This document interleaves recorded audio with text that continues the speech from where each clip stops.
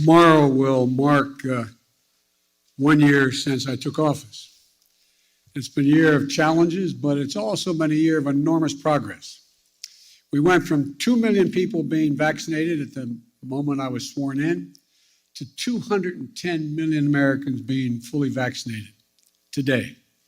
We created 6 million new jobs, more jobs in 1 year than any time before. The unemployment rate dropped to 3.9%. Child poverty dropped by nearly 40%, the biggest drop ever in American history. New business applications grew by 30%, the biggest increase ever. And for the first time in a long time, this country's working people actually got a raise. People, the bottom 40%, saw their income go up, the most of all those that got a raise. We cut health insurance premiums for millions of American families, and we just made surprise medical bills illegal in this country. You know those bills you get that you don't expect of $2,000 to $5,000 from the hospital beyond what you thought you were going to have to owe because of the consultation you weren't told was going to cost that much? No more.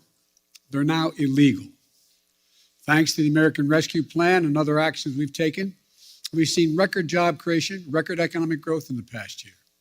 Now, thanks to the bipartisan infrastructure bill, we're about to make a record investment in rebuilding America to take us to be the #1 best infrastructure in the world. Well, now we're way below that.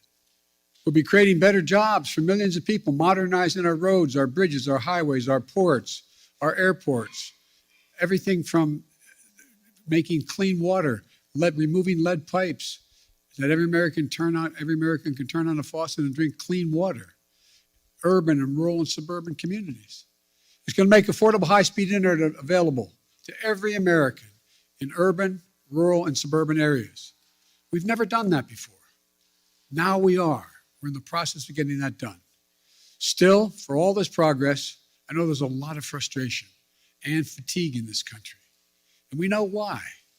COVID-19, Omicron has now been challenging us in a way that it's the new enemy.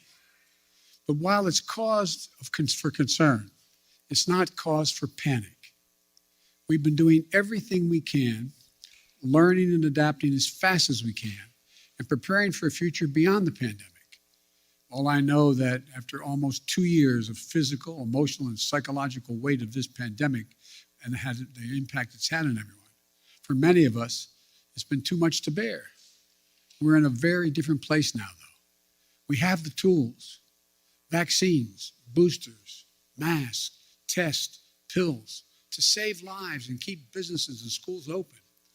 75% of adults are fully vaccinated. We've gone from 90 million adults with no shots in arms last summer and down to 35 million with no shots as of today. And we're adding about 9 million more vaccinations each week. We're going to stick with our vaccination efforts because vaccinations work. So get vaccinated, please, and get your booster. Look, we're also increasing testing. Should we have done more testing earlier? Yes, but we're doing more now. We've gone from 0 at-home tests a year ago to 375 million tests on the market in just this month. If you buy a test at a store, your insurance will reimburse you. On top of that, we're making 1 billion at-home tests available for you to order and be delivered to your home for free. Just visit covidtest.gov to know how to get that free test kit to your home. In addition, there are 20,000 sites where you can get tested in person for free now. And now we have more treatments that for people to keep people out of the hospital than any other point in the pandemic, including life-saving antiviral pills.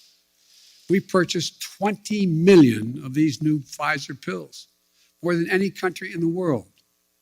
The bottom line on COVID-19 is that we're in a better place than we've been and have been thus far, clearly better than a year ago. We're not going back to lockdowns. We're not going back to closing schools. Schools should stay open because the American Rescue Plan, we provided to states $130 billion. $130 billion to keep our students and educators safe and schools open. Funding for ventilation systems in schools, social distancing, hygiene for classrooms and the school buses. In addition, we've added another $10 billion for COVID-19 tests to be able to be administered at schools. And many states and school districts have spent this money very well. Unfortunately, some haven't. I encourage the states and school districts that use the funding to protect our children and keep our schools open. Use it. The COVID-19 is not going to give up and accept things. It's just not going to go away immediately. But I'm not going to give up and accept things as they are now. Some people may call what's happening now the new normal. I call it a job not yet finished. It will get better. We're moving toward a time when COVID-19 won't disrupt our daily lives, where COVID-19 won't be a crisis, but something to protect against and a threat. Look, we're not there yet, but we will get there. Now, the second challenge we're facing are prices. COVID-19 has created a lot of economic complications, including rapid price increases across the world economy. People see it at the gas pumps, the grocery stores, and elsewhere. So here's what we're going to do. A critical job in making sure that the elevated prices don't become entrenched rests with the Federal Reserve, which has a dual mandate: full employment and stable prices. The Federal Reserve provided extraordinary support during the crisis for the previous year and a half. Given the strength of our economy and the pace of recent price increases, it's appropriate, as the Federal Chairman Powell, the Fed Chairman Powell, has indicated, to recalibrate the support that is now necessary. I respect the Fed's independence, and I've nominated 5 superb individuals to serve on the Federal Board of Governors, men and women from a variety of ideological perspectives. They're eminently qualified, historically diverse, and have earned bipartisan praise. And I call on the United States Senate to confirm them without any further delay.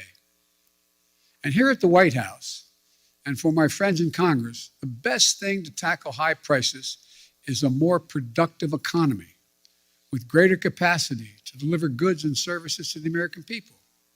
And a growing economy where folks have more choices and more small businesses compete, and where more goods can get to market faster and cheaper. I've laid out a 3-part plan to do just that. First, fix the supply chain. COVID-19 has had a global impact on the economy. When a factory shuts down in one part of the world, shipments to shops and homes and businesses all over the world are disrupted.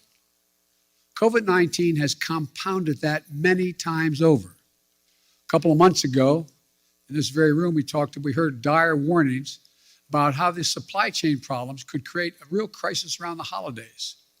So we acted.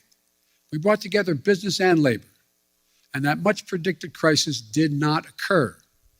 99% of the packages were delivered on time, and shelves were stocked.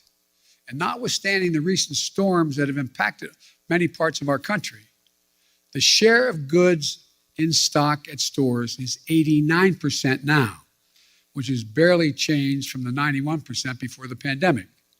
I often see empty shelves being shown on television. 89% are full, which is only a few points below what it was before the pandemic. But our work's not done. My infrastructure law will supercharge our effort upgrading everything from roads and bridges to ports and airports, railways and transit, to make the economy move faster and reduce prices for families. Second thing, my Build Back Better plan will address the biggest cost of working families face every day. No other plan will do more to lower the cost for American families. It cuts the cost for childcare. Many families, including the people sitting in this room, if they have children and they're working full-time, many families pay up to $14,000 a year for childcare in big cities, less than that in smaller ones. My plan cuts that in half. That will not only be a game changer for so many families' budgets, but it will mean so much for the nearly 2 million women who've left the workforce during the pandemic because of things like childcare. My Build Back Better plan cuts the price of prescription drugs. So insulin, that today costs some people as much as $1,000 a month, will cost no more than $35 a month. It cuts the cost of elder care. It lowers energy cost. And it will do all this without raising a single penny in taxes on people making under $400,000 a year or raising the deficit. In fact, my plan cuts the deficit and it boosts the economy by getting more people into the workforce. That's why 17 Nobel Prize winners for economics say it will ease long-term inflationary pressure. The bottom line, if price increases are what you're worried about, the best answer is my Build Back Better plan. Third thing we're going to do, promote competition. Look, in too many industries, a handful of giant companies dominate the market in sectors like meat processing, railroad, shipping, and other areas. This isn't a new issue. It's not been the reason we've had high inflation today. It's not the only reason. It's been happening for a decade. But over time, it has reduced competition, squeezed out small businesses and farmers, ranchers, and increased the price for consumers. We end up with an industry like the meat processing industry, where 4 big companies dominate the markets. Pay ranchers less for their cattle they grow, charge consumers more for beef, hamburger meat, whatever they're buying. Prices are up. Look, I'm a capitalist, but capitalism without competition is not capitalism. It's exploitation. So I signed an executive order to tackle unfair competition in our economy, and we're going to continue to enforce it, along with working with Congress where we can. I'll close with this. We have faced some of the biggest challenges that we've ever faced in this country these past few years. Challenges to our public health, challenges to our economy. But we're getting through it. And not only are we getting through it, we're laying the foundation for a future where America wins the 21st century by creating jobs at a record pace. Now we need to get inflation under control. We have developed an extraordinarily effective booster shots and antiviral pills. Now we need to finish the job to get COVID-19 under control. I've long said, it's never been a good bet to bet against the American people or America. I believe that more than ever today. We've seen the grit and determination of the American people this past year. But the best days of this country are still ahead of us, not behind us.